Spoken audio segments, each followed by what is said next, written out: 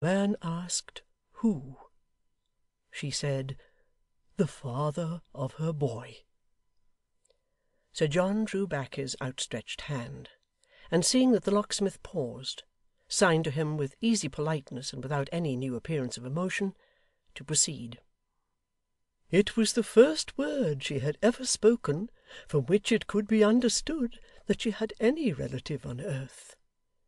Was the child alive? He asked. Yes. He asked her where it was, its name, and whether she had any wish respecting it. She had but one, she said. It was that the boy might live and grow in utter ignorance of his father, so that no arts might teach him to be gentle and forgiving. When he became a man, she trusted to the God of their tribe to bring the father and the son together, and revenge her through her child. He asked her other questions, but she spoke no more. Indeed, he says, she scarcely said this much to him, but stood with her face turned upwards to the sky, and never looked towards him once. Sir John took a pinch of snuff, glanced approvingly at an elegant little sketch entitled Nature on the wall, and raising his eyes to the locksmith's face again, said, with an air of courtesy and patronage, You were observing, Mr Varden? That she never, returned the locksmith, who was not to be diverted by any artifice from his firm manner and his steady gaze, that she never looked towards him once, Sir John, and so she died, and he forgot her.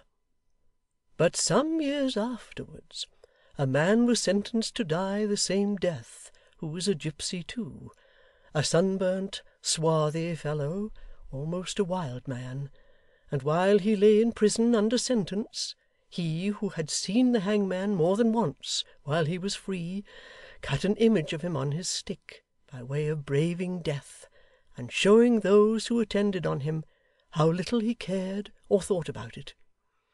He gave this stick into his hands at Tyburn, and told him then that the woman I have spoken of had left her own people to join a fine gentleman, and that, being deserted by him and cast off by her old friends, she had sworn within her own proud breast that whatever her misery might be, she would ask no help of any human being.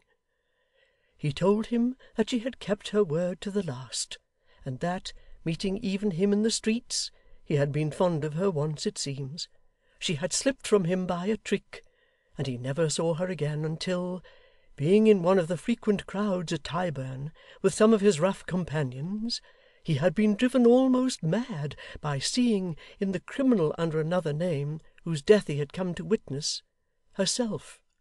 Standing in the same place in which she had stood, he told the hangman this, and told him too her real name, which only her own people and the gentleman for whose sake she had left them knew. That name he will tell again, Sir John, to none but you. To none but me? Exclaimed the knight, pausing in the act of raising his cup to his lips with a perfectly steady hand, and curling up his little finger for the better display of a brilliant ring with which it was ornamented. But me? My dear Mr Varden, how very preposterous to select me for his confidence, with you at his elbow too, who are so perfectly trustworthy. Sir John, Sir John, returned the locksmith, at 12 tomorrow these men die. Hear the few words I have to add, and do not hope to deceive me.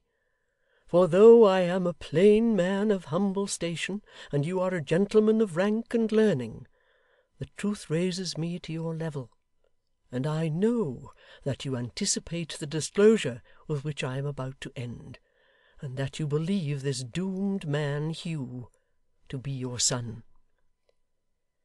Nay, said Sir John, bantering him with a gay air, the wild gentleman who died so suddenly scarcely went as far as that, I think. he did not,' returned the locksmith, 'for she had bound him by some pledge, known only to these people, and which the worst among them respect, not to tell your name.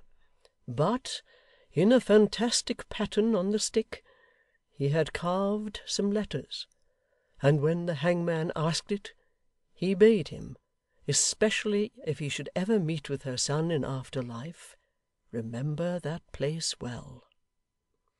'What place?' 'Chester.' The knight finished his cup of chocolate with an appearance of infinite relish, and carefully wiped his lips upon his handkerchief. 'Sir John,' said the locksmith, 'this is all that has been told to me. But since these two men have been left for death, they have conferred together closely.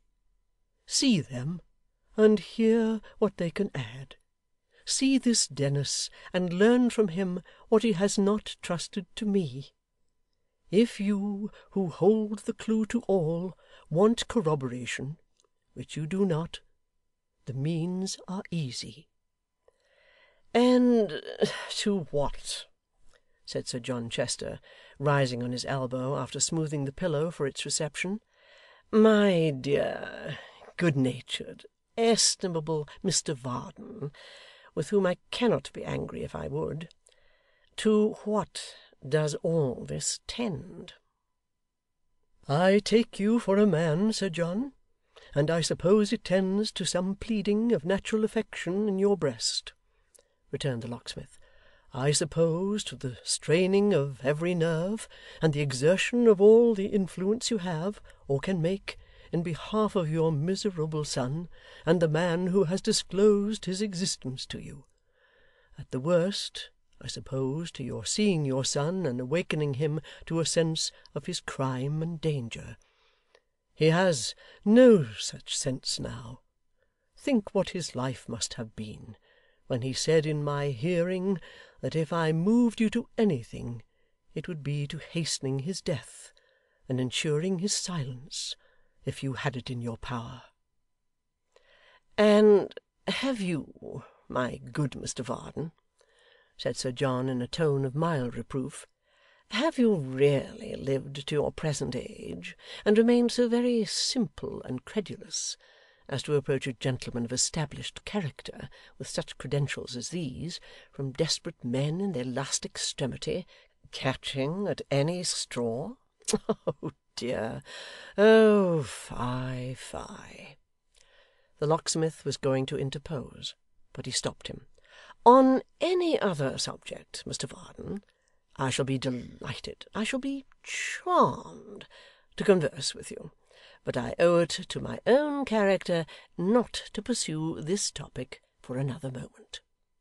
'Think better of it, sir, when I am gone,' returned the locksmith. 'Think better of it, sir. Although you have, thrice within as many weeks, turned your lawful son, Mr Edward, from your door, you may have time, you may have years, to make your peace with him, Sir John. But that 12 o'clock will soon be here, and soon be past for ever.' 'I thank you very much,' returned the knight, kissing his delicate hand to the locksmith, 'for your guileless advice, and I only wish, my good soul, although your simplicity is quite captivating, that you had a little more worldly wisdom. I never so much regretted the arrival of my hairdresser as I do at this moment. God bless you. Good morning. You'll not forget my message to the ladies, Mr Varden. Peak, show Mr Varden to the door.' Gabriel said no more, but gave the knight a parting look, and left him. As he quitted the room, Sir John's face changed, and the smile gave place to a haggard and anxious expression, like that of a weary actor jaded by the performance of a difficult part. He rose from his bed with a heavy sigh, and wrapped himself in his morning gown. 'So she kept her word,' he said, 'and was constant to her threat.